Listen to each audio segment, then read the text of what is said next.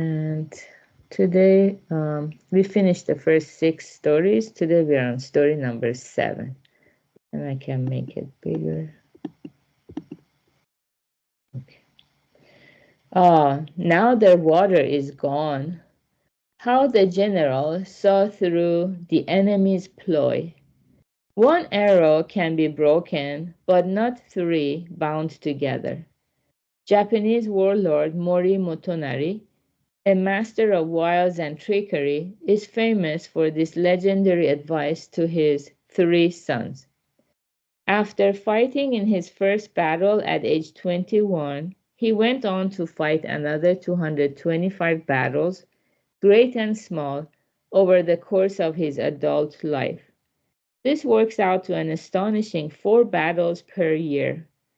What was the result of all this fighting? Originally a lowly castellan with a meager income, Motonari ended up ruling the entire western portion of Japan's main island of Honshu. Once, when Motonari went on the attack, he simply surrounded the castle, sat back, and waited for the water supply to run out. The castle lord, a man named Aoya Yubai, was himself a brilliant strategist. One day, he brought out his horse and began to wash it with rice in plain view of Motonari's army. From a distance, it looked as if he were washing it with water. Some of Motonari's key retainers advised a change of tactics, but the general brushed their words aside. After a few days, Motonari sent an envoy into the castle grounds, and Yubai received him cordially. "I am extremely fond of horses," he said. "Let me show you some of my finest." He had 5 or 6 horses brought out, along with buckets filled to the brim with water that he proceeded to use to cool the animals off and rinse out their mouths. When the surprised envoy came back and reported this unexpected development, Motonari responded, now their water is gone." He tightened the siege, and Yubai surrendered shortly. Motonari had the insight to see through the enemy's wily ploy. He was certainly a man of keen natural gifts, but he polished his ability with unstinting efforts. Late in life, looking back over his career, he made this telling comment: "I never relaxed, not even when asleep. Behind the path where many go, blossom-covered hills." Okay, very good. So you might wonder what's the story's connection with Buddhism?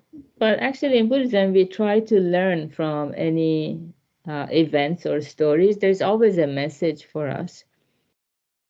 So one message is, one arrow can be broken, but not 3 bound together. That's the power of our community or Sangha. When we gather, especially our goal is to learn the Dharma and learn also how to share the Dharma. It's like spreading light in the society and in the world. So the harmony we create and the unity we have based on our common purpose. So that is very powerful. Just like today's quote a day, do not be discouraged by failure, nor elated by success. So the reason we can go forward towards absolute happiness steadily is not only the teachings of the Buddha, but also the Sangha, our community supporting each other. So these stories, they help us think about life, because life itself is like a battle too. Every day we are kind of battling against our mortality. One day we survive.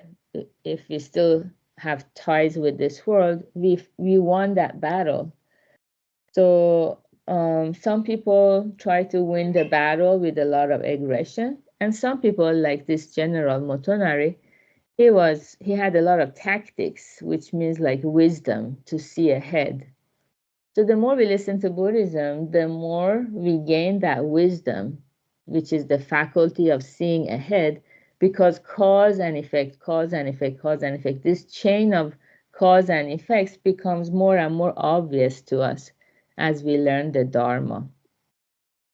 And so, yeah, in Japan, the castles are like surrounded by water for protection. But this other, their opponent was being like the enemy was surrounding them, and the opponent tried to show that they had water, even pretending that rice from distance, when you drop rice, it looks like drops of water. And when they got visited by Motonari, they brought the actual water, but that was the last bit of water they had. And that's how Motonari knew. He could see through the enemy's ploy that their water is now gone, and so they could tighten the siege. And no bloodshed, nothing. And also the final message here, behind the path where many go, blossom-covered hills.